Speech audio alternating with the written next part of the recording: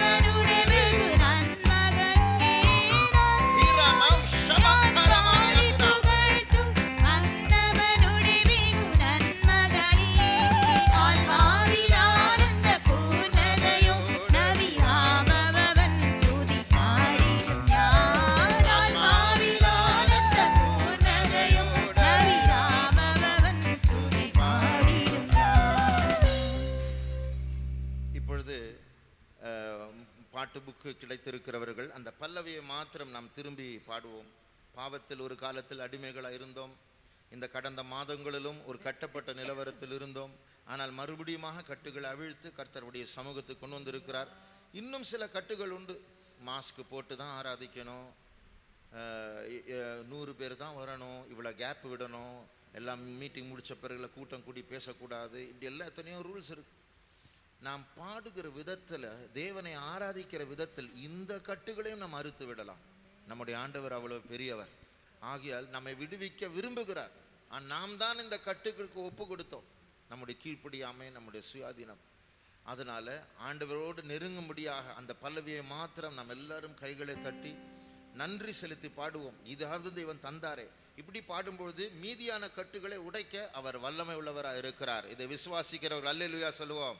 அல்லேலூயா. நன்றியோடே ஞான் பாடி புகழ்த்தும் மன்னவனுடைய நன்மகளே, நன்றியோடே பாடி புகழ்த்தும் மன்னவனுடைய வெகு நன்மகளே, ஆன்மாவில் ஆனந்த பூர்ணதையோடு விராமபவன் ஸ்துதி பாடிடும் ஞான். ஆன்மாவில் ஆனந்த பூர்ணதையோடு விராமபவன் ஸ்துதி பாடிடும் நன்றியோடே நன்றியோடே ஞான் பாடி புகழ்த்தும் மன்னவனுடைய வெகு நன்மகளே, நன்றியோடே ஞான் பாடி புகழ்த்தும் மன்னவனுடைய வெகு நன்மகளே, ஆன்மாவில் ஆனந்த பூர்ணதையோடு விராமபவன் ஸ்துதி பாடிடும் ஞான். ஆன்மாவில் ஆனந்த பூர்ணதையோடு விராமபவன் மறுபடியுமாய் சத்தத்தை உயர்த்தி நன்றியோடு நன்றியோடே நான் பாடி புகழ்த்தும் மன்னவனுடைய வெகு நன்மகளே, நன்றியோடே நான் பாடி புகழ்த்தும் மன்னவனுடைய வெகு நன்மகளே, ஆன்மாவில் ஆனந்த பூர்ணதையும் ரவிராமபவன் ஸ்துதி பாடிடும் ஞான். ஆன்மாவில் ஆனந்த பூர்ணதையும் ரவிராமபவன் ஆமென். அப்படியே விடுதலைக்காக கரங்களை உயர்த்தி கர்த்தரை ஸ்தோத்திரிப்போம். ஸ்தோத்திரம், ஸ்தோத்திரம், ஸ்தோத்திரம், ஸ்தோத்திரம், ஸ்தோத்திரம், ஸ்தோத்திரம், ஸ்தோத்திரம், ஸ்தோத்திரம், ஸ்தோத்திரம், ஸ்தோத்திரம். ஓ ரபௌ ஷபங்கலமானியானாம் துடா. ஸ்தோத்திரம், ஸ்தோத்திரம், ஸ்தோத்திரம், ஸ்தோத்திரம், ஸ்தோத்திரம், ஸ்தோத்திரம், ஸ்தோத்திரம், ஸ்தோத்திரம். நீங்களே யோசிச்சு பாருங்களேன். பவுல், சீலா 2 பேர் தான்.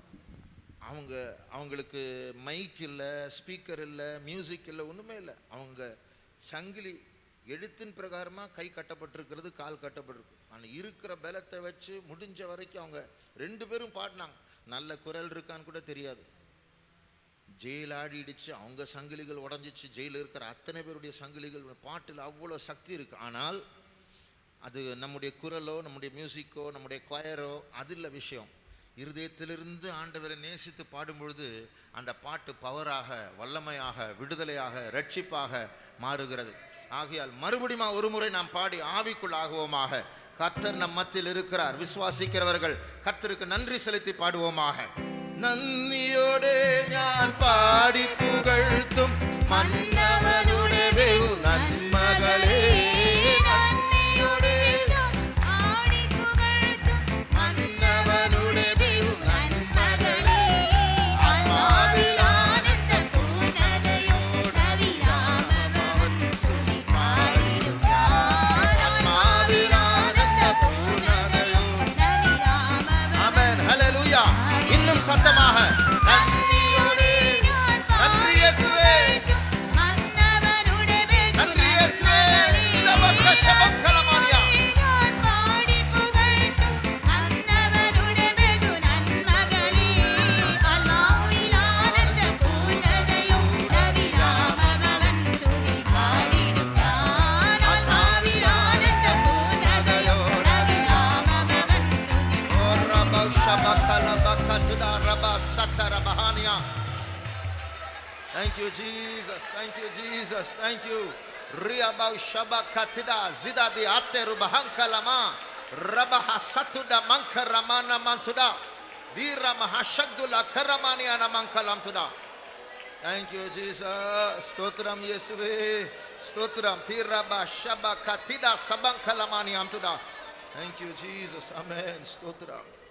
அடுத்த பாட்டு தமிழ் பாட்டு 206. தமிழ் பாட்டு 206 206.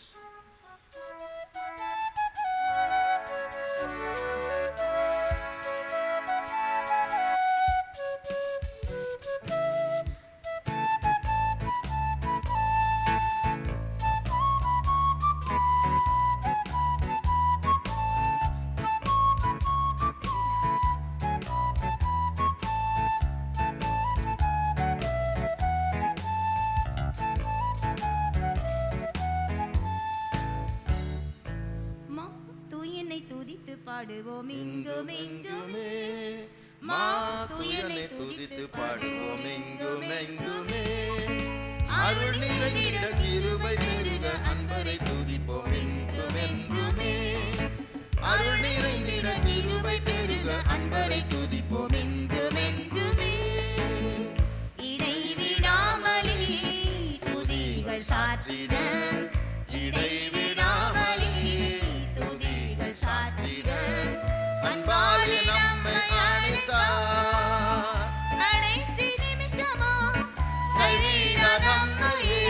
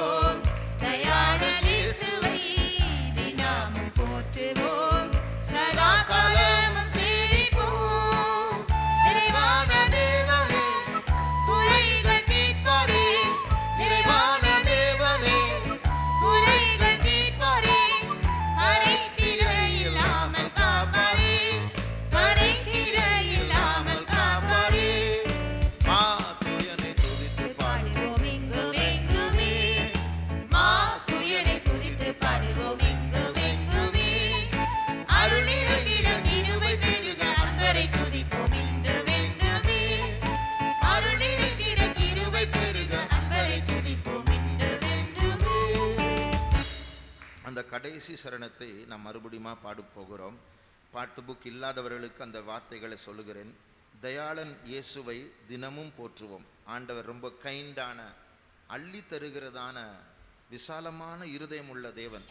அவரை நாம் தினமும் போற்றுவோம், சதா காலமும் சேவிப்போம், ஒவ்வொரு நாளும் அவருக்கு சேவை செய்வோம். நிறைவான தேவனே, குறைகள் தீர்ப்பாரே, கரை திரை இல்லாமல் காப்பாரே. இந்த சூழ்நிலைக்கு ஏற்ற வார்த்தை தான். ஏனென்றால் அவர் தயாளனாக இருந்தால்தான் நம்மை மன்னிப்பார். நம்ம டெய்லி ஏதாவது ஒரு தப்பு பண்ணுறோம் இல்லையா? மைண்டிலேயாவது ஏதோ ஒன்று தப்பு வருது, வார்த்தையில் ஏதோ ஒன்று விட்டுறோம். அப்போது ஆண்டவர் தயாளனாக இருந்தால்தான் நமக்கு மன்னிப்பு கிடைக்கும். ஆகையால் நம்முடைய குறைகள் குற்றங்கள் அவர் மன்னித்து நமக்கு மறுபடியுமாக சுயாதீனத்தை தந்து முந்தின நாட்களை விட அதிகமாக ஆண்டவர் நம்மோடு இருந்து அவருடைய வருகைக்காக நம்மை ஆயத்தப்படுத்த வேண்டும். சதா காலமும் அவரை சேவிக்கும்படியாக. அப்போ நிறைவான தேவனே, குறைகள் தீர்ப்பார். 2 குறைகள் இருக்குது நம்முடைய உள்ளத்தில் இருக்கிற குற்றங்கள். 2வது அவரை ஆராதிக்க முடியாதபடிக்கு இப்படி சட்டங்கள். இது 2மே மாறி கரை திரை இல்லாமல் நம்மை அவர் காத்து கொள்ள வேண்டும். ஆகையால் ஒரு வேண்டுகோளாக நாம் ஆண்டவரை இந்த சரணத்தை பாடி நாம் துதிப்போமாக. முதலாவது நம்ம பல்லவியோடு ஆரம்பிப்போம். மா தூயனை துதித்து பாடுவோம் இங்கும் எங்குமே. அதாவது கடைசியாக நம்ம பாடும்போது சரணத்தை திரும்பி திரும்பி பாடுவோம். அந்த கடைசி 2 லைன் நாம் ரிப்பீட் பண்ணி, நிறைவான தேவனே, குறைகள் தீர்ப்பாரே, கரை திரை இல்லாமல் காப்பாரே. அந்த லைன்ஸ் நம்ம மறுபடியும் அதனால் மனப்பாடம் புக் இல்லாமல் கூட பாடலாம். நிறைவான தேவனே, குறைகள் தீர்ப்பாரே, கரை திரை இல்லாமல் காப்பாரே.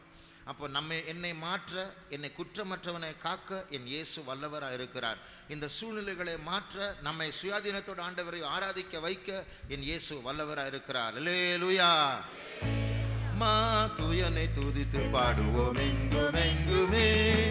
மா தூயனை துதித்து பாடுவோம் எங்கும் எங்குமே. அருள் நிறைந்திட கிருபை பெருக அன்பரை துதிப்போம் எங்கும் எங்குமே. அருள் நிறைந்திட கிருபை பெருக அன்பரை துதிப்போம் என்றும் என்றுமே. 4ஆம் சரணம். தயாளன் இயேசுவை தினமும் போற்றுவோம். தயாளன் இயேசுவை தினமும் போற்றுவோம். சதா காலமும் சேவிப்போம். குறைகள் தீர்ப்பாரே, நிறைவான தேவனே, குறைகள் தீர்ப்பாரே, கரை திரை இல்லாமல் காப்பாரே, கரை திரை நிறைவான இல்லாமல் தேவன். காப்பாரே, நிறைவான தேவனே. குறைகள் தீர்ப்பாரே, சத்தமாக விசுவாசத்தோடு. குறைகள் தீர்ப்பாரே, கரை திரை இல்லாமல் காப்பாரே, கரை திரை இல்லாமல் காப்பாரே.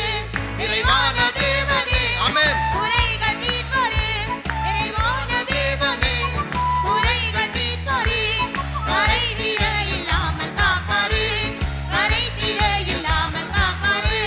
நிறைவான தேவனே, குறைகள் தீர்ப்பாரே, நிறைவான தேவனே, குறைகள் தீர்ப்பாரே, கரை திரை இல்லாமல் காப்பாரே, கரை திரை இல்லாமல் கடைசியாக நிறைவான தேவனே. ஆமென். குறைகள் தீர்ப்பாரே, நீலமாம் சமக்கரமாரியாத்துடா. குறைகள் தீர்ப்பாரே, கரை திரை இல்லாமல் காப்பாரே, கரை திரை இல்லாமல் காப்பாரே. மக்களபக்கத்தின கரபாஷபா. தீதா Neema சங்கரமா யத்துரிவிக ஷமானியாத்துடா. Thank you Jesus. Dira bara shaba riba kala bankara. Thank you Jesus. Durabak shaba kalabana mantuda. Yesue stotra. Yesue stotra. Nirabak shabaga dudang kalamana rada hatura mankalama. Dira shabani mankala bakatida.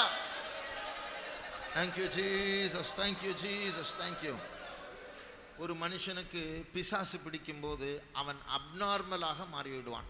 அவனுடைய வார்த்தைகள், அவனுடைய நடவடிக்கைகள், கிரியைகள் எல்லாமே மாறும். அவனுடைய தோற்றம் மாறும். சேட்டைகளை செய்வான், அடிக்க ஆரம்பிப்பான், சாப்பிட மாட்டான், பேச மாட்டான், இல்லை நிறைய பேசிக்கொண்டே இருப்பான். இப்படி அவர் அப்நார்மலாக. ஆனால் சில நேரத்தில் அவங்களாகவே மாறிடுறாங்க, அந்த பேய் விடுது.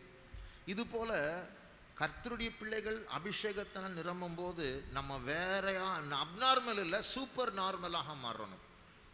ஆண்டவருடைய சுபாவம் உள்ளவர்களாக, ஆண்டவருடைய நெருப்புள்ளவர்களாக, ஆண்டவருடைய கண்களுடையவர்களாக, வார்த்தையுடையவர்களாக மாறுகிறோம். ஆகையால் அந்த கடைசி 2 வரிகளை மறுபடியும், நிறைவான தேவனே குறைகள் தீர்ப்பாரே, கரை திரை இல்லாமல் காப்பாரே என்ற அந்த வரிகளை மறுபடியும் நாம் பாடி ஒரு அபிஷேகத்திற்கு இடம் கொடுப்போம். ஏனென்றால் நாம் வந்திருக்கிற காலம் அபிஷேகம் இல்லாமல் வாழ முடியாத ஒரு காலம். ஆகையால் நாம் நெருப்பாய் மாற வேண்டும். கர்த்தர் நம்மை அபிஷேகத்தினால் நிரப்பி இருக்கிறார். நாம் பெந்தைகோஸ்தே ஜனங்கள். தேவன் மறுபடியும் சத்தமிட்டு நமக்கு அனுமதியை தந்திருக்கிறார். இந்த சுயாதீனத்தை நன்றாய் பாவித்து இயேசு உயர்த்துவோம், அபிஷேகத்தை பெற்றுக்கொள்வோம், அந்நிய பாஷைகளை பேசுவோம், பலனடைந்து முழு உலகத்தில் சாட்சிகளாய் இருப்போமாக. அல்லேலூயா.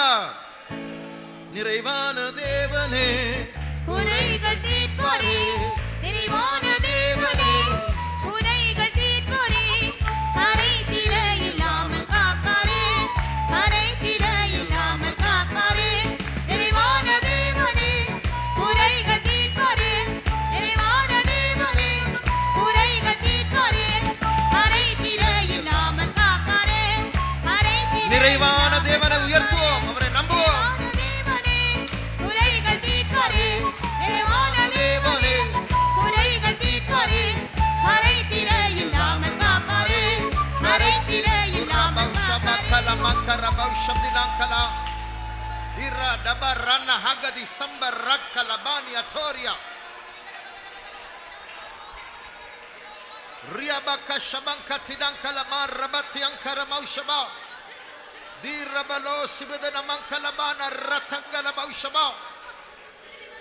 Thank you, Jesus. Stotram Yesuhe. Rabba laba shabakati dankalabana mankarabani antuda. Thank you, Jesus. We praise you, Lord. Oh, Rabba shabakalabani anamtuda. Thank you, Jesus. Thank you, Jesus. Stotram Yesuhe. Stotram. கர்த்தாவே, நீர் தந்ததான இந்த ஆராதனை நேரத்துக்காய் ஸ்தோத்திரம். மறுபடியும் உம்முடைய சமூகத்தை உணர, உம்முடைய ஆலயத்துக்கு வர, உம்மை நோக்கி பாட, உம்மை நினைக்க, உம்மை நேசிக்க, உம்முடைய உள்ளங்கள் உம்மை நினைத்து பொங்க, நம்முடைய கரங்களை தட்டி ஆண்டவர் உயர்த்தி பாட நீர் தந்ததான இந்த சந்தர்ப்பத்துக்காய் ஸ்தோத்திரம். நீர் எங்களுக்கு தந்திருக்கிற இந்த கொஞ்சம் காலத்தை நன்றாய் பிரயோஜனப்படுத்தி எல்லா கூட்டங்களுக்கும் வர நன்றாய் நேசிக்க, மதிக்க, பின்பற்ற நீர் கிருபை தாரும். இன்றைக்கும் நீர் எங்களோடு பேசும். இயேசுவின் நாமத்தில் வேண்டிக் கொள்கிறோம் பிதாவே, ஆமென். நாம் 1.5 மணி நேரம்தான் நமக்கு ஒரு செஷன். ஆகையால் கூட்டத்தினுடைய எல்லா பகுதிகளையும் நாம் அனுபவிக்க முடியாது. சுருக்கமாக நாம் முடிக்க போகிறோம்.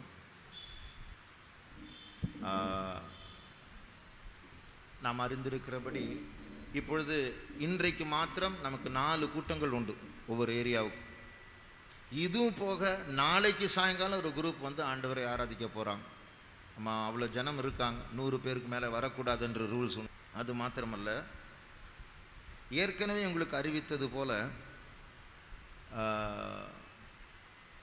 60 வயதுக்கு மேற்பட்டவர்கள் தயவுசெய்து ஒரு சில வாரங்கள் தான் பொறுத்திருந்து நீங்கள் வராமல் இருக்கும்படியாக நாங்கள் கேட்டுக்கொள்கிறோம். 10 வயதுக்கு உட்பட்ட பிள்ளைகளை கொண்டு வர வேண்டாம் என்று கேட்டுக்கொள்கிறோம். இது கூட்டம் முடிந்த பிறகு தயவுசெய்து யாருமே ஜெபிக்க முன்னாடி வராதிங்க. ஏனென்றால் அது தவிர்க்க வேண்டும் என்று தான் அரசாங்கம் சொல்லியிருக்கிறது. எங்கேயும் கூட்டம் கூடக்கூடாது. நீங்கள் வெளியே போகும்போது கூட எல்லோரும் ஒரே நேரத்தில் போயிடாதீங்க. வழக்கம் போல் வெளியில் உட்காந்துட்டு இருக்கிறவங்க ஃபஸ்ட்டு வெளியே போயிடுங்க. அதுக்கப்புறம் வாசல் கிட்ட இருக்கிறவங்க வெளியே போங்க. அதுக்கப்புறம் உள்ளே இருக்கிறவங்க வெளியே போங்க. குரூப்பாக இருந்து பேசாதீங்க. కర్తృడియ వార్తే சில காரியங்களை நாம் தியானிக்கலாம். ఇప్పుడు దేవుని యొక్క వాక్యంలో నుండి కొన్ని కార్యాలను మనము ధ్యానించుదాము. ఉన్నత పాట 2వ అధికారం పరమగీతములు 2వ అధ్యాయము 10 నుండి 13 వரை వాసిపోం. 10 మొదలుకొని 13 వాక్యం చదివేదాము. என் நேசர் என்னோடே பேசி, என் பிரியமே, என் ரூபவதியே எழுந்து வா, இதோ மாரிக்காலம் சென்றது, மழை பெய்து ஒளிந்தது, பூமியிலே புஷ்பங்கள் காணப்படுகிறது, குருவிகள் பாடும் காலம் வந்தது, காட்டுப்புறாவின் சத்தம் நமது தேசத்தில் கேட்கப்படுகிறது. அத்திமரம் காய் காய்த்தது, திராட்சை கொடிகள் பூ பூத்து வாசனையும் பரிமளிக்கிறது. என் பிரியமே, என் ரூபவதியே, நீ எழுந்து வா. கர்த்தருக்கு ஸ்தோத்திரம். தேவனுக்கு ஸ்தோத்திரம்.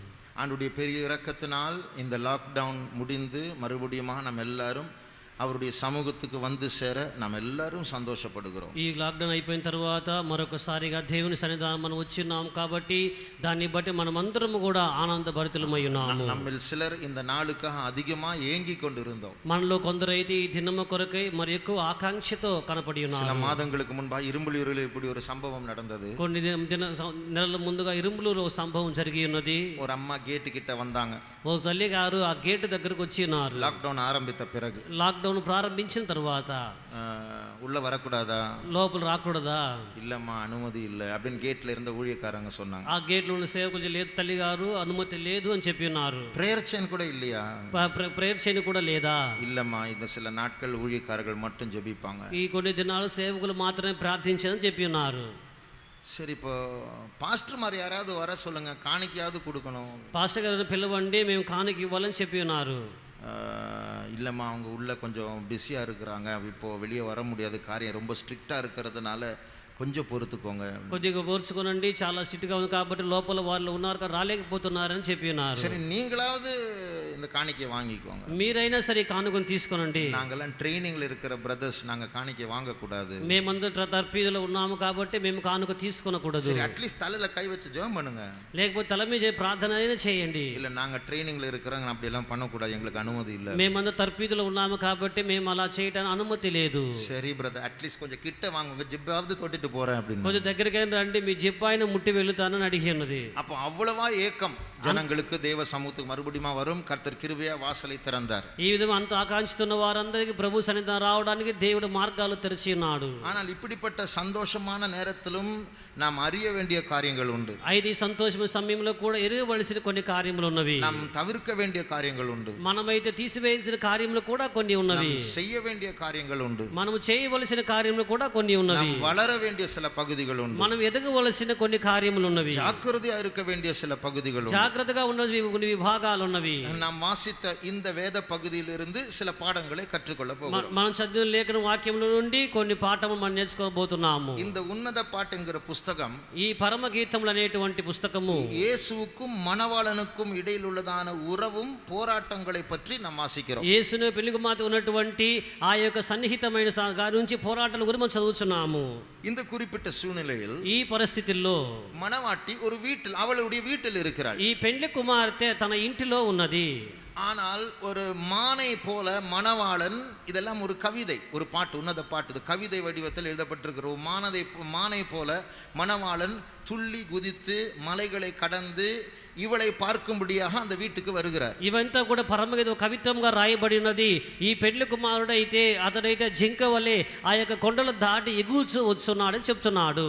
அவர் சொல்லுகிறார், అతను చెప్తున్నాడు, என் பிரியமே அந்த வீட்டிலிருந்து நீ வா, నా ప్రియురాలా ఆ ఇంట్లోని రమ్ము, மழையெல்லாம் போயிடுச்சு, వర్షకాలం తీరిపోయింది, மாரி కాలం எல்லாம் நின்று விட்டது, వర్షం ఇక రాదు, மேகங்கள் எல்லாம் மாறி விட்டது, ఈ మేఘములన్నీ కూడా తొలగి ఉన్నవి, சூரியன் மறுபடியும் தெரிகிறது, సూర్యుడు మరలా కనపడుచున్నాడు, பூக்கள் மலருகிறது, ఈ పువ్వులన్నీ కూడా పూసి ఉన్నవి, பறவைகளின் சத்தம் கேட்கப்படுகிறது, పిట్టల కోలాహలము చేయుచున్నది, திராட்சை பழங்கள் செடி மறுபடியுமாக அது காய்க்கிறது, ద్రాక్ష పండ్లు పూతగా కూడా సువాసన వచ్చున్నది, எல்லாமே செழிப்பாய் மாறிவிட்டது, సమస్తము కూడా సమృద్ధి ఆయను, நீ எழுந்து வா, నీవు లేచి రమ్ము. அப்போ இதிலிருந்து நாம் படிக்க வேண்டியதான ஒரு சில காரியங்கள் உண்டு. ఇందులో మనం నేర్చుకోవాల్సినటువంటి కొన్ని కార్యములు ఉన్నవి. இப்பொழுதும் லாக்டவுன் முடிந்து விட்டது, ఇప్పుడు ఈ లాక్డౌన్ తొలగిపోయినది, பஸ்கள் எல்லாம் ஓடுகிறது, బస్సులన్నీ ప్రయాణించున్నవి, நமக்கு மறுபடியுமாக ஃபெய்த்தோவில் வந்து ஆராதிக்க சுயாதீனம் கிடைத்திருக்கிறது, మరలా సైతం ఆరాధించడానికి కానీ స్వాస్యం వచ్చి ఉన్నది, மறுபடியும் வேலைக்கு போகிறோம், మరలా మన ఉద్యోగం వెళ్ళబోతున్నాము. இதே சூழ்நிலை மாதிரி தான், ఇదే పరిస్థితి లాగానే மேகங்கள் எல்லாம் மாறிவிட்டது, வீட்டிலே பூட்டப்பட்டு இருந்தோம், வீட்டுக்குள்ளேயே ஜெபிச்சுட்டு இருந்தோம், இப்போ நமக்கு மறுபடியுமாக வருவதற்கு சுயாதீனம் கிடைத்திருக்கிறது. ఈ మేఘమని తొలగిపోయినవి, ఇంట్లోనే ఉన్న మనం ఇప్పుడైతే స్వతంత్రం ఆరాధించడానికి కానీ సమయం లభ్యమాయను. ஆனால் இந்த வேத பகுதியிலிருந்து இப்படிப்பட்ட அனுகூலமான காலத்தை பற்றி நாம் அறிய வேண்டிய, ஜாக்கிரதையா இருக்க வேண்டிய, தவிர்க்க வேண்டிய, செய்ய வேண்டிய காரியங்கள் ఈ అనుకూలమైన కార్యములో జాగ్రత్త ఉండవలసినవి, గైకొనవలసినవి, తొలగించవలసిన కొన్ని కార్యములు ఉన్నవి. இங்கே இவளுக்கு ஒரு வீடு உண்டு.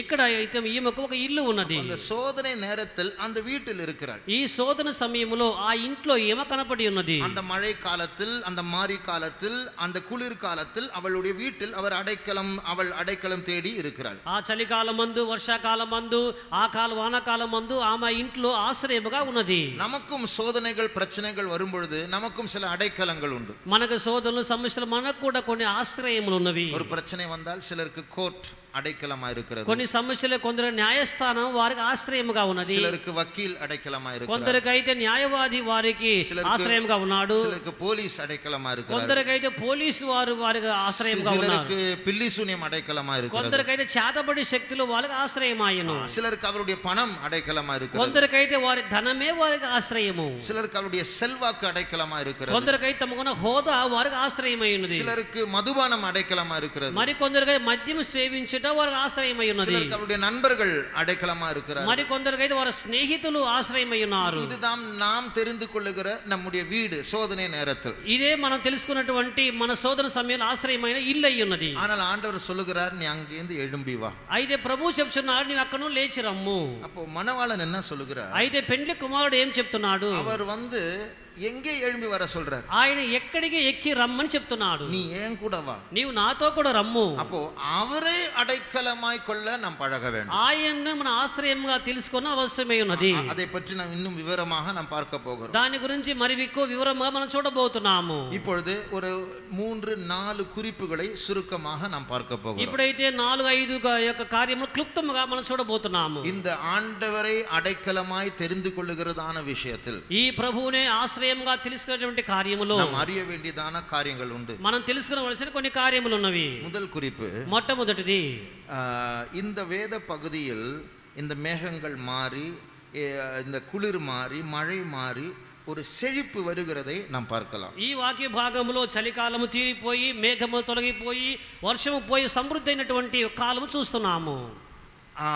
அதே போல இன்றைக்கு நமக்கும் ஆண்டவர் கிருபையால எத்தனையோ மாதங்கள் கழித்து ஒரு கனவை காண்கிறது போல மறுபடியும் ஆண்டவரை கூடி சேர்ந்து ஆராதிக்க ஒரு சந்தர்ப்பத்தை, ஒரு செழிப்பை தந்திருக்கிறார். మనకు కూడా దేవుడు ఎన్నో నెలల తర్వాత ఏదో కలలు కనుచున్నట్లుగా ఒక దేవుని ఆరాధించేటువంటి సమృద్ధి సమయాన్ని ప్రభు వసంగి ఉన్నాడు. ஆனால் இந்த செழிப்பில் நாம் ஒரு காரியத்தை பற்றி ஜாக்கிரதையா இருக்க வேண்டும். ఈ యొక్క సమృద్ధిలో ఒక కార్యం గురించి జాగ్రత్తలమై ఉండవలసి ఉన్నది. ஆண்டவர் நம்மை ஏன் 6 மாதங்களுக்கு முன்பாக பூட்டி போட்டார்? ఎందుకు దేవుడు 6 నెలల ముందుగా ఆయన మనల్ని తాళం వేసి ఉన్నాడు? அதாவது நாம் அறிய வேண்டியது, இது ஒரு விதத்தில் பார்த்தால் ஒரு பனிஷ்மென்ட் மாதிரி தான். ఇది మనం తెలుసు కార్యం ఏమిటి, ఒక విధంగా చూసినట్లయితే ఒక శిక్షార్థంగా ఉన్నది. உங்களில் ஒருவர் ஒரு தவறு செய்தால், మీలో ఎవడైనా తప్పు చేసినట్లయితే ஊழியக்காரர்களாகிய நாங்கள் உங்களை சிட்சிப்போம். సేవకులైన మేము మిమ్మల్ని శిక్షిస్తున్నాము. 6 மாசம் ராபோஜனம் எடுக்காதீங்க. 6 నెలల పాటు రాభోజనం పాల్గొనకూడదు. காணிக்கை நாங்க வாங்க மாட்டோம். మీ కానుకలు మేము తీసుకున్నాము. இப்படி எல்லாம் சிட்சிப்பது உண்டு. మేము ఇలాగ శిక్షించడం కలదు. இப்போ ஆண்டவர் நமக்கு எல்லாருக்கும் 6 மாசம் எனக்கும் சேர்த்து பனிஷ்மென்ட் கொடுத்துட்டார். ఇప్పుడైతే దేవుడు మీతో పాటు నాకు చేర్చి 6 మాసములని శిక్ష విధించి ఉన్నాడు. யாருக்கும் ராபோஜனம் கிடையாது. ఎవరికి కూడా ఈ ప్రభురాత్రి భోజనము లేదు. சர்ச்சுக்கே வராத, வீட்ல உட்கார்ந்து மனம் திரும்பு. నీవు సంఘానికి రాబాక ఇంట్లో కూర్చో మారు మనసు పొందుము. இப்போ அந்த காலம் முடிஞ்சு போச்சு. ఇప్పుడు ఆ కాలము తొలగిపోయినది. சரி, திரும்பி வா. సరే, తిరిగి మరలా రా. இப்போ இந்த செழிப்புல நம்ம அறிய வேண்டிய ஒரு காரியம் உண்டு. ఈ సమృద్ధిలో మనం తెలుసుకోవాల్సిన ఒక కార్యం ఉన్నది. ஆண்டவர் ஏன் நம்மை பனிஷ் பண்ணினார்? ஏன் தண்டனை கொடுத்தார்? దేవుడు ఎందుకు మనకు శిక్ష ఇచ్చి ఉన్నాడు? இந்த உலக செழிப்பில் ஒரு தூக்கம் உண்டு, ஒரு மயக்கம் உண்டு. ఈ యొక్క లోకం యొక్క ఐశ్వర్య ధనము సమృద్ధిలో మన ఒక నిద్ర మత్తు ఉన్నది. நான் அடிக்கடி சொல்லுகிறது போல, నేను తరచుగా చెప్పినట్లుగా இயேசுக்கும் நமக்கும் இருக்கிற உறவில் நாம் மனைவி ஸ்தானத்தில் இருக்கிறோம், இயேசு புருஷன் ஸ்தானத்தில் இருக்கிறார். యేసయ్య మనకు ఉండేటువంటి బంధుత్వం మధ్యలో మనం భార్య స్థానంలో ఉన్నాము, ఆయన భర్త స్థానంలో ఉన్నాడు. ஆனால் இந்த உறவில் குறுக்கிடுகிற ஒரு இரண்டாவது புருஷன் உண்டு. అయితే ఈ యొక్క బంధుత్వంలో అడ్డగిడ రెండవ భర్త ఉన్నాడు. அதுதான் இந்த உலகம். అదే ఈ లోకము. அப்ப இந்த உலகம் என்ன பண்ணும்? நம்மை ஒரு மயக்கத்துக்குள்ள நம்மை கொண்டு போய் இயேசு விட்டு பிரிச்சிரும். ఈ లోకం అయితే ఒక మత్తులోని మనం తీసుకుని వెళ్ళి యేసు యొద్ద నుండి వైదొలినట్లుగా చేయుచున్నది. அப்போ இந்த தவறான அடைக்கலங்களை நம்ம தேடி போய் அந்த రెండవది పురుషన్ கிட்ட மாட்டிடுவோம். మనమైతే తప్పైన ఆశ్రయంలోకి వెళ్ళి రెండో భర్త యొద్ద వెళ్ళి తగులుకొంచున్నాము. இயேசுவை நேசிப்பதை விட்டுவிட்டு యేసయ్యని ప్రేమించిన వదిలిపెట్టి எனக்கு வேலை வேணும், నాకు ఉద్యోగం అవసరము, எனக்கு உடம்பு சரியில்லை சுகம் வேணும், నాకు ఆరోగ్యం బాగోలేదు స్వస్థత అవసరము, எனக்கு நல்ல காலேஜ்ல அட்மிஷன் வேணும், మంచి కాలేజీలో అడ్మిషన్ దొరకాలి, இதுக்கெல்லாம் ஆண்டவரை அணுகும் போது நம்ம என்ன பண்றோம் தெரியுமா? దీనన్ని ప్రభు యొద్దకు మనం వచ్చినప్పుడు మనం ఏం చేయించున్నామో తెలుసా? రెండవది పురుషన్ கிட்ட நல்லா இருக்கிறதுக்கு முதல் புருஷன் கிட்ட வந்து கேட்கிறோம். நம்ம రెండవ భర్త యొద్ద మంచిగా ఉండడానికి మొదటి భర్త యొద్ద అడుగుచున్నాము. அவர் சில நேரத்தில் செய்வார், ஆனா ரொம்ப துக்கப்பட்டு செய்வார். అయితే ఆయన కొన్నిసార్లు చేయించున్నాడు, కానీ చాలా దుఃఖపడి ఆయన చేయించున్నాడు. பைபிள் ஒரு வசனம் இருக்கு, లేఖనం ఒక వాక్యం ఉన్నది. இஸ்ரவேல் ஜனங்களை 40 வருஷம் போஷித்தார். ఇశ్రాయేలు ప్రజలు 40 సంవత్సరం ఆయన పోషించి ఉన్నాడు. வனாந்திரத்தில் ஒண்ணுமே இல்லாத இடத்தில் ஃப்ரீயா தண்ணி வரும், ஃப்ரீயா மண்ணா வானத்திலிருந்து பெய்யும். అరణ్యంలో ఏమి లేని ఉచితము ఆహారం దొరుకుతున్నది, మంచి నీళ్లు కూడా ప్రవహించున్నది. ஆனால் அவர் எல்லா தேவைகளை 40 வருஷம் சந்தித்தாலும் దుఃఖపట్టు தான் சந்தித்தார். అయితే వాళ్ళు 40 సంవత్సరాలు వాళ్ళ అవసరం తీర్చినప్పుడు సరే ఆయన దుఃఖముతోనే వాళ్ళ అవసరం తీర్చి ఉన్నాడు.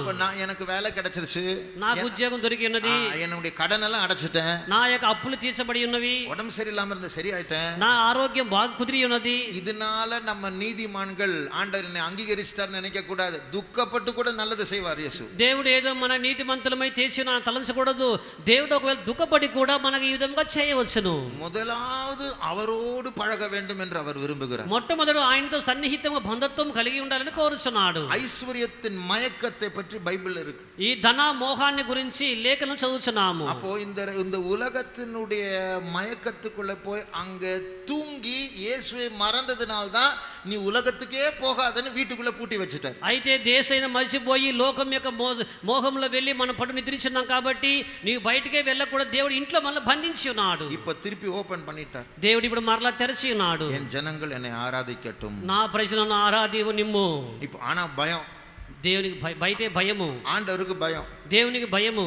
என்னை வந்து ஆராதிக்கிறதுக்கு நான் டோரை ஓபன் பண்ணிட்டேன், திருப்பி உலகத்துக்கு போயிட்டாங்கன்னு. దీనే నన్ను ఆరాధించడానికి నేను తలుపులు తెరిచి ఉన్నాను, అయితే వీరు మరలా లోకం వైపు వెళ్ళిపోయినారంటే அதனால அவர் சொல்றார், எல்லாமே செழிப்பாயிடுச்சு, பூக்கள் மலருகிறது, சூரியன் வெளிப்பட்டுடுச்சு, மேகம் மாறிடுச்சு, எழுந்து ஏன் கூட வா. అయితే సమాజం అంతా మార్చబడి ఉన్నది, పువ్వులు పూసి ఉన్న, సూర్యుడు కనబడుచున్నాడు, లేచి మీరు నా యొద్దకు రమ్ము, உலகத்துக்குள்ள போகாது, లోకంలోకి వెళ్ళిపోకండి. 2 பேதுரு 2వ పేతురు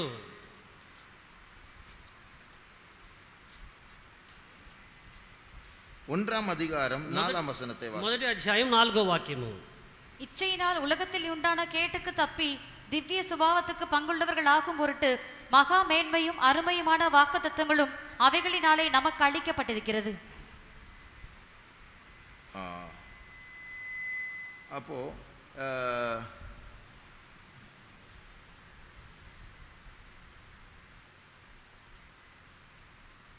சாரி, அது தவறான வசனம்.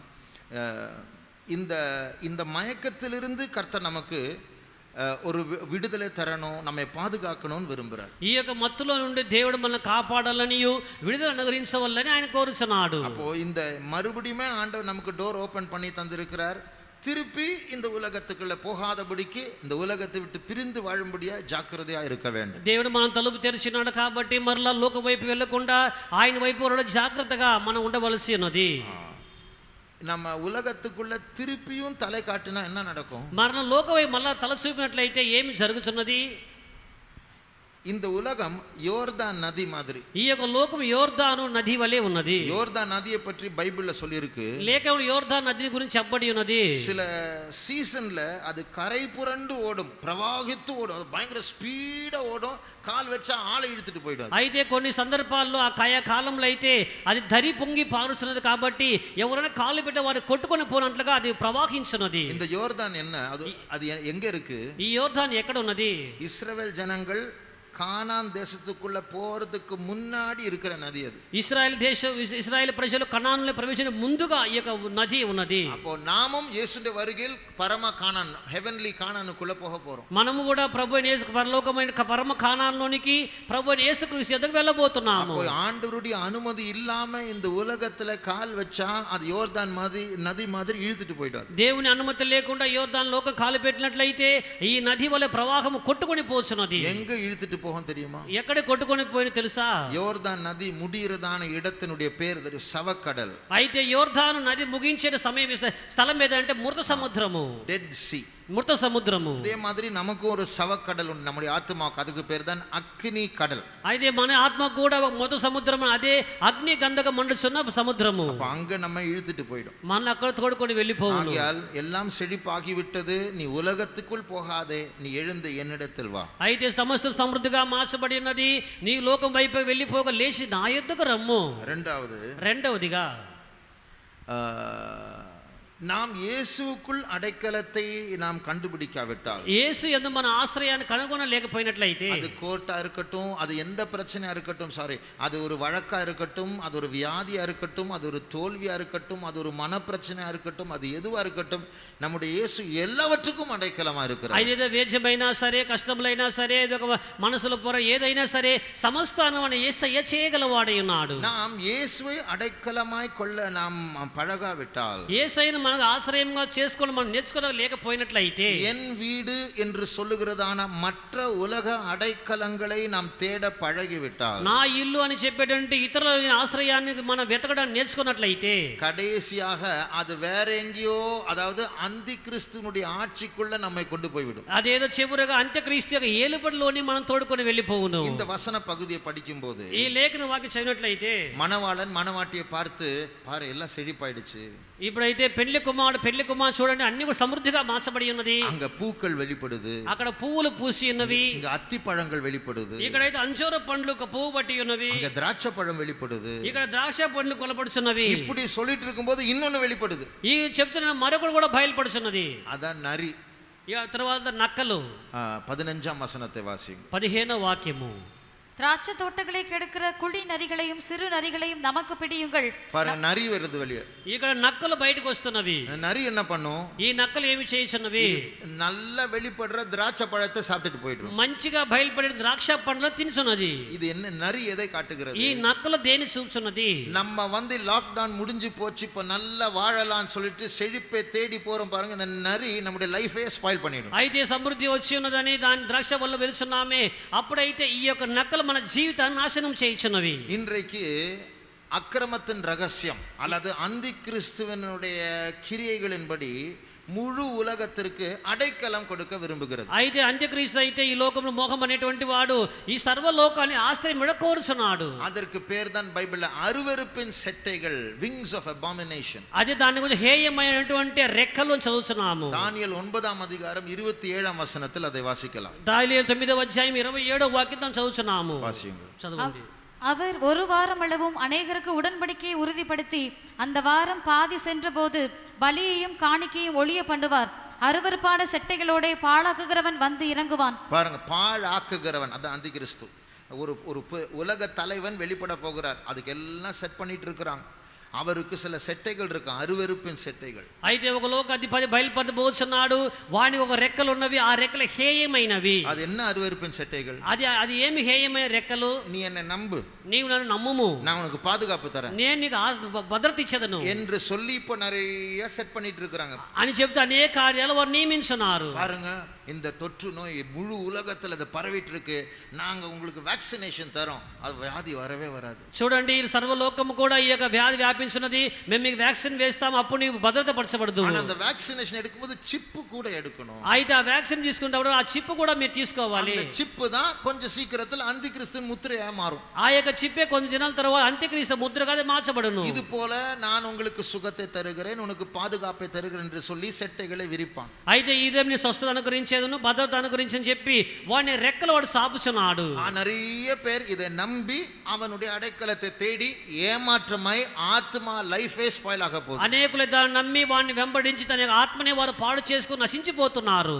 அப்போ இதை இதை இந்த அந்தி கிறிஸ்துவனுடைய ஆட்சிக்குள்ள நம்மை போய் சிக்க வைக்கும்படியாதான் இந்த நரிகள் வெளிப்படுது. ఈ అంత్యక్రీస్తు యొక్క ఏలుబడిలోని తీసుకుని వెళ్ళి మనం చిక్కబడి నిమిత్తముగానే ఈ నక్కలు బయలుపడుచున్నవి. அதனால்தான் ஆண்டவர் சொல்லுகிறார், என் பிரியமே நீ எழுந்து வா, ஏன் கிட்ட வா. అందుకే ప్రభు చెప్తున్నా, నా ప్రియురారా నువ్వు లేచి నా యొద్దకు రమ్ము.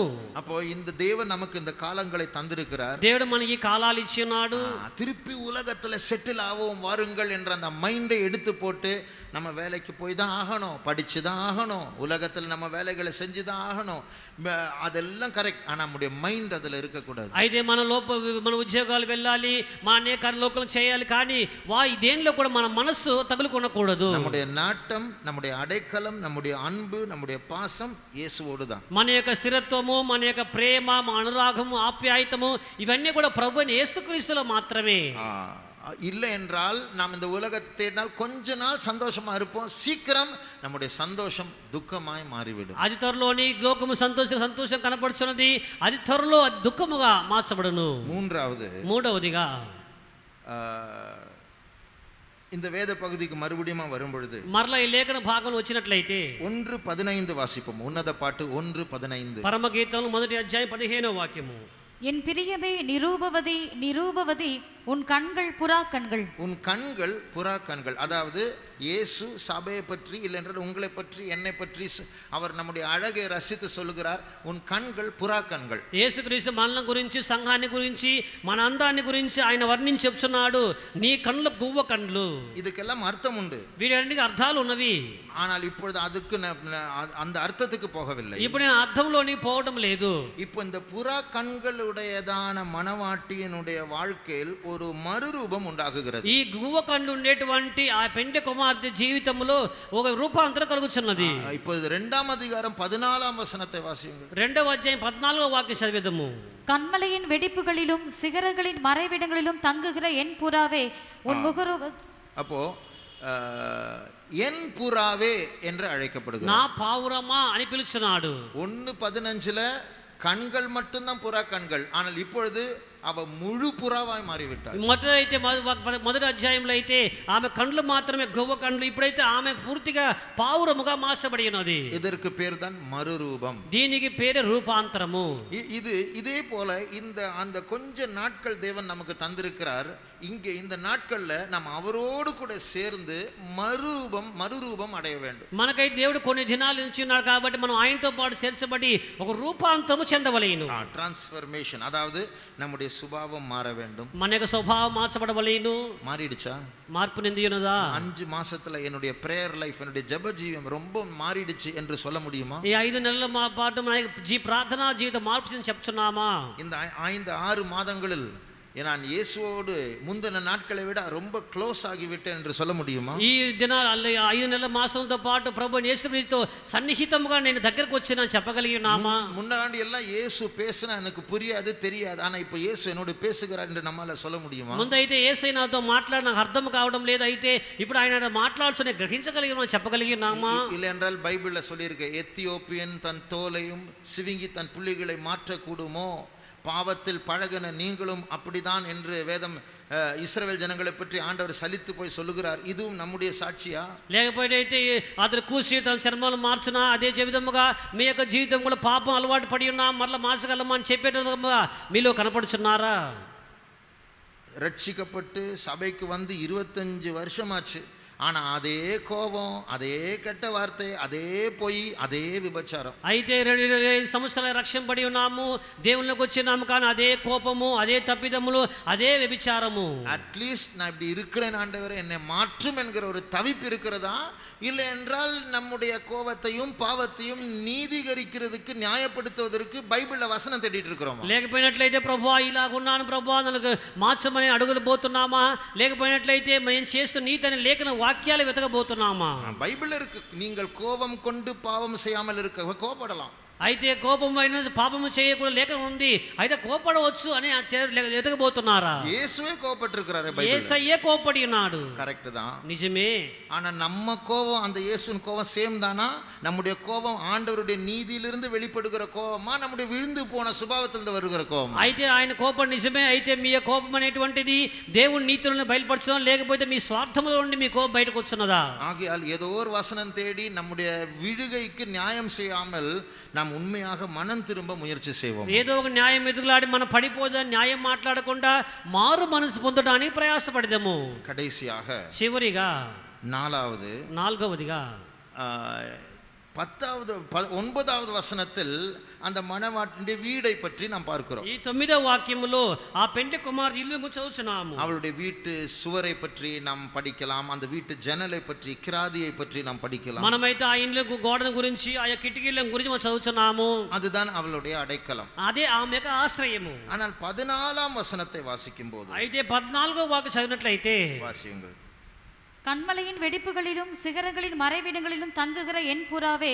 பாருங்க, இப்போ இந்த புறா அவளுடைய வீடை விட்டு, அதான் மணவாட்டி, அவளுடைய வீடை விட்டு இப்போ கண்மலையினுடைய வெடிப்புல, அதாவது பெரிய கண்மலைகள்ல சில கிராக் இருக்கும், துவாரங்கள் இருக்கும், அதுக்குள்ள போய் அது அவளுடைய வீடாய் மாற்றி இருக்கு. ఇప్పుడు చూడండి, ఇతర ఏమైతే ఇప్పుడు ఇంట్లో వదిలిపెట్టి వచ్చి ఆ బండ సందుల్లో కనపడుచున్నది. బైబిల్లో பல வசனங்கள் உண்டு, இயேசு கண்மலை என்று அழைக்கப்படுகிறார். లేఖన అనేక వాక్యాలు మన ప్రభువైన యేసు బండ అని పిలువబడుచున్నాడు, ராக்.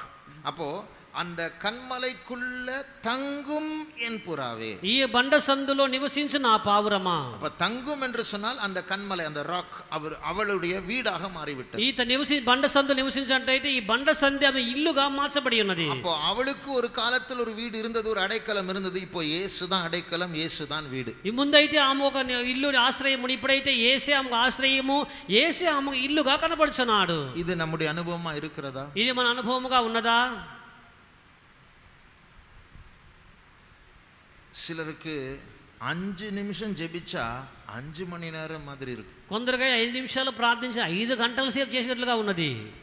சிலருக்கு 5 மணி நேரம் ஜெபிச்சா 5 நிமிஷம் மாதிரி இருக்கு. మరి కొందరికైతే 5 గంటల సేపు ప్రార్థన చేసినట్లు 5 నిమిషం లాగా వారికి కనపడుతున్నది. இதிலிருந்தே நமக்கு புரியும் நம்ம கண்மலையில் இருக்கிறோமா இல்ல சொந்த வீட்டில் இருக்கிறோமா. దీనిలో మన అర్థమవుతున్నది, మన బండ సందులో ఉన్నామా లేక మన ఇంట్లో ఉన్నామా. இன்னொரு 20 நிமிஷத்துல கூட்டம் முடிஞ்சிரும். ఇక 20 నిమిషాల కూట ముగించబడును. அப்போ கண்மலையாகிய இயேசுவோடு தங்காதவர்களுக்கு இதுவே நல்லா இருக்குதே, சீக்கிரமா முடிச்சுட்டு வீட்டுக்கு போலாமே அப்படின்னு. అయితే క్రీస్తు అనేటువంటి బండలు నివాసము చేయలేని, ఇది బాగుంది తొందరగా ఇంటికి వెళ్ళిపోవచ్చునే అని తలంచెదరు. ஏன்னா அவங்க ஏற்கனவே உலகத்தை கல்யாணம் பண்ணிட்டாங்க, இயேசுவை டைவோர்ஸ் பண்ணிட்டாங்க. వారు ముందుగానే ఈ లోకాన్ని వారు వివాహం చేసుకొని ఉన్నారు, ప్రభువైన యేసుక్రీస్తు వారు విడాకులు ఇచ్చి ఉన్నారు. அப்போ நாம் அந்த ஸ்தானத்திலிருந்து மறுபடியும் வருவோமாக, మనం ఆ యొక్క స్థానంలోని మరలా తిరిగి వచ్చేదము గాక.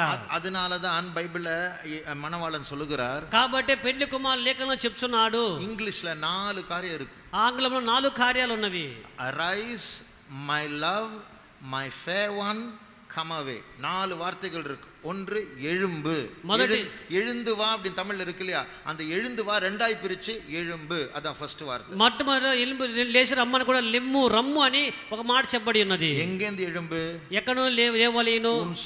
நீயே ஒரு வீடை உருவாக்கி அதுக்குள்ள ஜாலியா இருக்கலாம் யோசிக்கிறாங்க, இந்த எழும்பு. నీ ఒక నిలువును కల్పించుకున్న సౌకర్యం తలంచున్నావు, అందులో బయటికి రమ్ము. என்னை அல்லாமல் வேற அடைக்கலங்களை நீ தேடி இருக்கிறாயே, அதுல இருந்து எழும்பு. నేను కాకుండా ఇతర ఆస్తులను కల్పించుకొని నా దాంట్లో లేచి రమ్ము. உனக்கு ஒரு அழைப்பு இருக்கு, உனக்கு ஒரு ஸ்தானம் இருக்கு, அதை விட்டு விலகி வேற எங்கேயோ வாழ்ந்து கொண்டு இருக்கிற, அதுல இருந்து எழும்பு. నీకు ఒక పిలుపు ఉన్నది, నీ ఒక ఆహ్వానం, దాన్ని వదిలిపెట్టి మరెక్కడో జీవించున్నావే, దానిలో లేచి రమ్ము.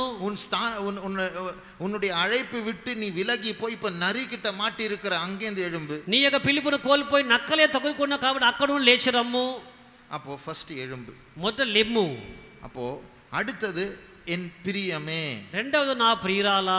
ஆண்டவர் மறுபடியும் நாம் இழந்த அந்த உறவுக்குள் நம்மை அழைக்கிறார். దేవుడు అయితే మనం కోల్పోయిన బంధత్వానికి మరలా ఆయన మనం ఆహ్వానించున్నాడు. என் பிரியமே என்று இயேசு நம்மை பார்த்து சொன்னால் என்ன அர்த்தம்? నా ప్రియురాలా అని యేసు మనం చూసి దాని అర్థం ఏమిటి? எனக்கு உன்னை ரொம்ப பிடிக்கும் அப்படின்னு இயேசு சொல்றார். యేసు నీవంటే నాకు చాలా ఇష్టం అని ప్రభు యేసు చెప్తున్నాడు. அதுக்கு நம்முடைய ரெஸ்பான்ஸ், நம்முடைய பதில் என்ன? మనకు జవాబు ఏమిటి? Thank you Jesus. కృతజ్ఞతలు ప్రభువా. ஆனா திருப்பி சொல்றோமா, మనం తిరిగి చెప్తున్నామా, எனக்கும் உங்களை ரொம்ப பிடிக்கும், మిమ్మల్ని కూడా నాకు ఎక్కువగా ఇష్టపడుతున్నాను. அது వాయిల மட்டும் சொல்லிட்டு நம்ம சொந்த ఇష్టத்தம்படி செஞ்சுட்டு ரெண்டாவது புருஷன் கூட வாழ்ந்துட்டு இருக்கோம். అయితే మన నోటితో చెప్పి మన సొంత ఇష్టం చేయనట్లుగాను మన రెండో భర్త యొద్దకు వెళ్ళిపోతున్నాము. அதனால உன் ஸ்தானத்தை விட்டு எழும்பு என் பிரியமே, నా ప్రియురాల కాబట్టి నీ స్థానం లెమ్ము అని చెప్తున్నాడు. மூன்றாவது என் ரூபவதியே. మూడవది నా రూపవంతురాలా. அப்போ என் ரூபவதி என்று சொன்னால் ஆண்டவர் சொல்லுகிறார், இந்த லாக்டவுன் முடிஞ்சு இந்த கொஞ்சம் இன்னும் சில மந்த்ஸ் தான் இருக்கு, ஒரு சில மாதங்கள் தான் தேவன் நமக்கு ஒரு செழிப்பான காலம், அதுக்கப்புறம் அவர் வருவார். అయితే ఇంత కొన్ని దినాల తర్వాత ఆ సౌందర్యం చూసి దేవుడు కొన్ని సమృద్ధిస్తున్నాడు. ఆ తర్వాత ప్రభు యేసు రాబోతున్నాడు. இந்த ஒரு சில மாதங்கள், we don't have many years left in this world, few months ன்னு சொன்னா 12 monthsக்குள்ள வந்துருவார்ன்ற அர்த்தம் இல்ல, கையில் எண்ணக்கூடிய மாதங்கள் தான், அவ்வளவுதான், அதுக்குள்ள வந்துருவார். ఇది దేవుడు ప్రభువైన యేసుక్రీస్తు చేతులు ఎంచగల నెలల్లోనే ఆయన ప్రభువైన యేసుక్రీస్తు రాబోతున్నాడు. இதுதான் தேவன் நமக்கு தருகிற லாஸ்ட் சான்ஸ். దేవుడు మనకి ఇచ్చే చివరి అవకాశం ఇదే. அடுத்தபடியாக வருகிறதான வாதை நீங்காது, తర్వాత వచ్చేటువంటి తెగులు ఇక ఆగనే ఆగదు. அப்போ தேவன் நம்மை கிருபையினால் பாதுகாத்தார், மறுபடியும் ஒரு சான்ஸ் தரார், அதுதான் அவருடைய அன்பு.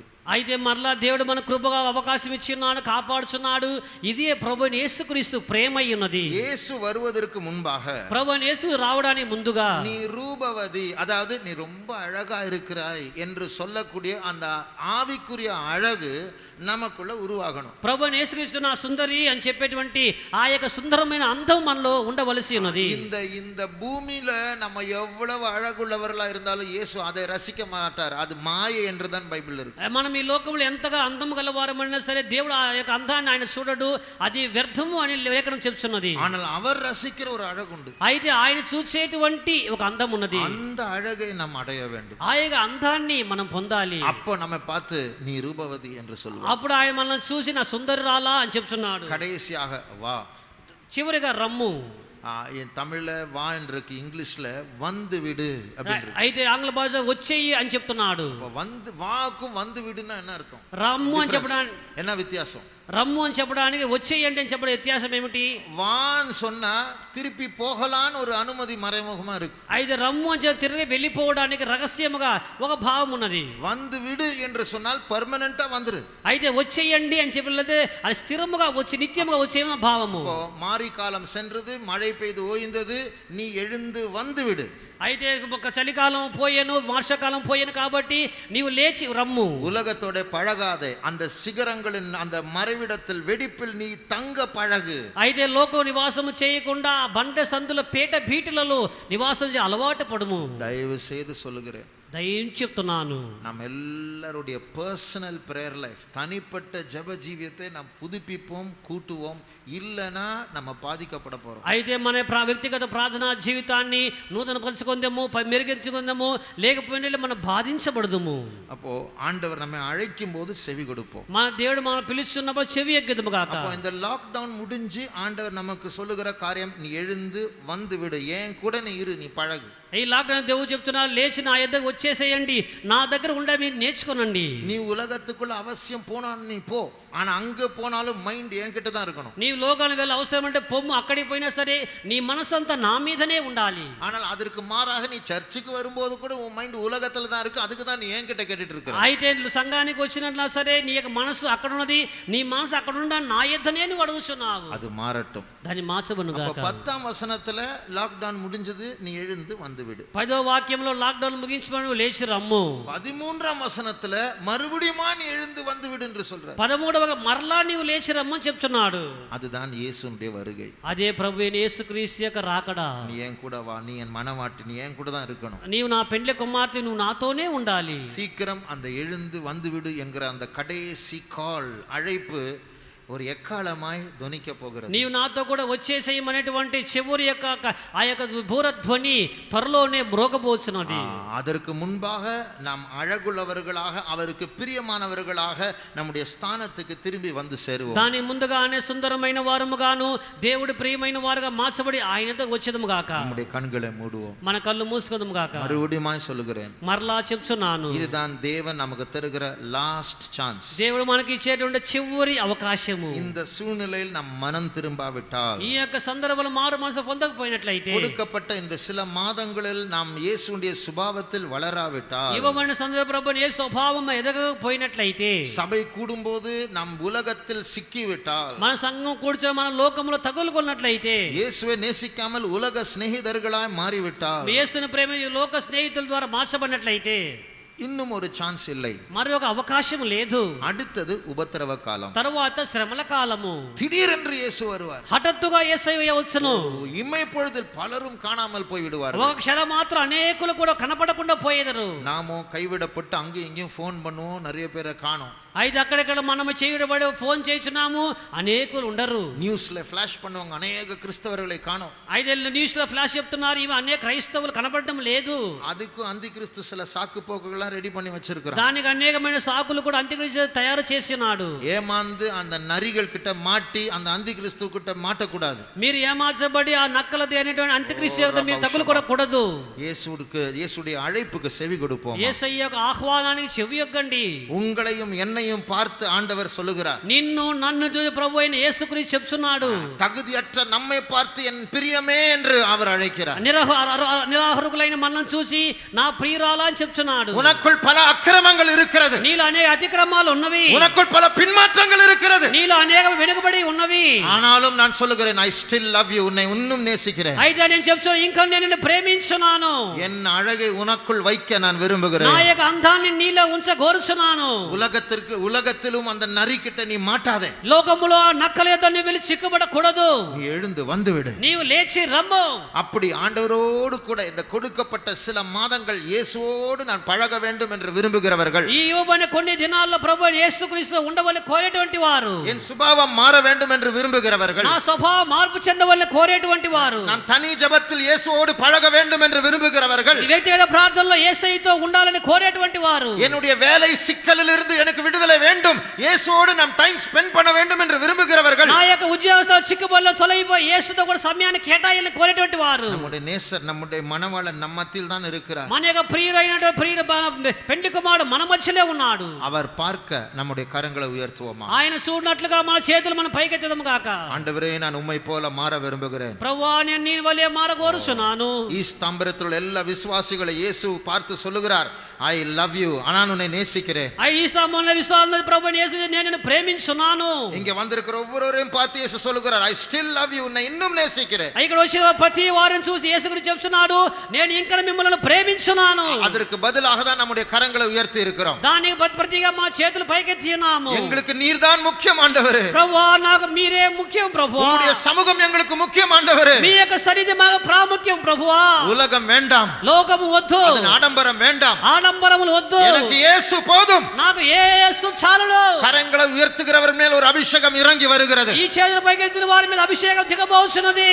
இயேசுவின் அழகை உருவாக்குகிறதான அபிஷேகம், యేసయ్య ప్రేమ రూపించబడిన అభిషేకము, உலக சிக்கலை கட்டி உடைக்கிற அபிஷேகம், లోక చిక్కుబడులను బ్రద్దల చేయగల అభిషేకము, நம்முடைய ஸ்தானத்திற்கு மறுபடியும் திரும்பி கொண்டு வருகிற அபிஷேகம், ఆ స్థానంలో మరలా రావడానికి ఉన్న అభిషేకము.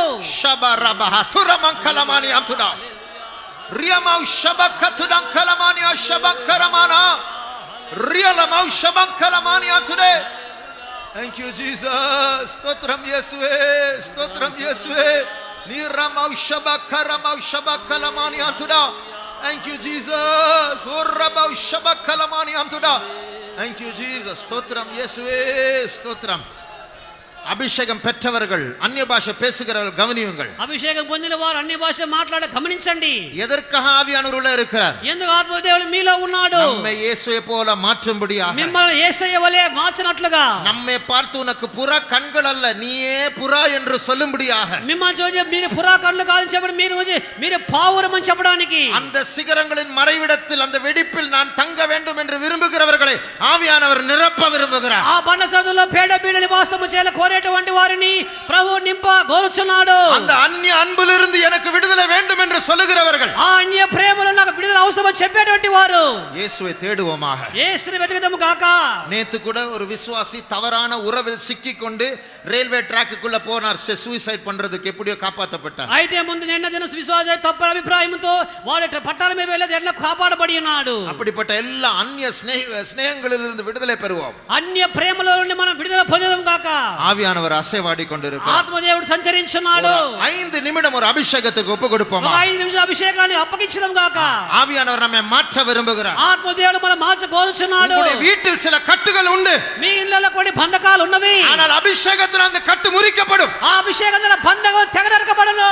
రబౌ షబల కతులంకరమానా రియలబౌ షబకరమానా మలకతి అంకరమౌ షబనా జిదర్తి అంకరౌ షబకలమానియా. Thank you Jesus. స్తోత్రం యేసువే, స్తోత్రం యేసువే, స్తోత్రం. യേശുവിൻ സ്വാപമേ നമ്മിലൊരുവാക, യേശുവിൻ സ്വാപമേ നമ്മിലൊരുവാക.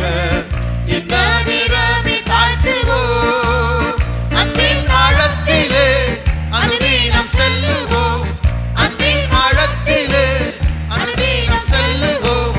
மன்னோர்க்கு நல்லிரூபமாகுவோம், மன்னோர்க்கு நல்லிரூபமாகுவோம். இயேசுவின் ஸ்வாபமே நம்மிலொருவாக, இயேசுவின் ஸ்வாபமே நம்மிலொருவாக.